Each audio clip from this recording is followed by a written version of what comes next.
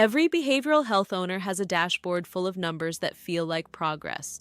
Website visitors, social followers, email open rates. They go up and it feels like growth. But here is the hard truth. None of those numbers fill a single bed. They are vanity metrics. They look impressive on paper and tell you almost nothing about whether your center is actually growing. So let us talk about what you should track instead. Start with lead to admission conversion by source, not how many inquiries you got. How many of them became admissions, broken down by where they came from.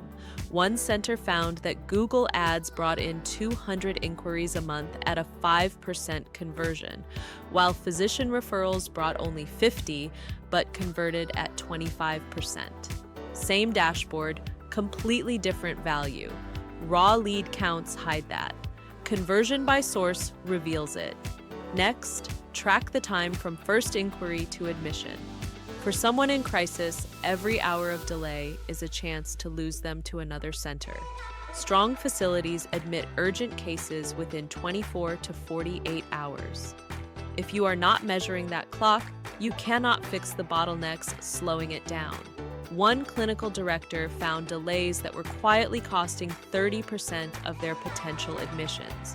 Third, measure your true patient acquisition cost, not cost per click, not cost per lead. The full cost of turning an inquiry into an admitted patient, including staff time, insurance verification, and all the inquiries that went nowhere. Divide every acquisition dollar by your actual admissions, then weigh it against the lifetime value of that patient. That number tells you what you can really afford to spend. Fourth, watch your census and bed utilization. And no, the goal is not 100%. Most successful facilities target 85 to 90% because a packed house leads to rushed admissions and weak screening. Track utilization by day, by season, and by program, and you will start to see patterns you can schedule and market around. Finally, look at revenue quality, not just the number at the top. Revenue per patient day by payer, how fast you actually collect, whether one insurer makes up too much of your income. Your labor costs should sit somewhere between 45 and 60% of revenue. Two centers with the exact same revenue can have completely different health underneath. You cannot grow on numbers that only look good. You grow on the ones that tell the truth. HI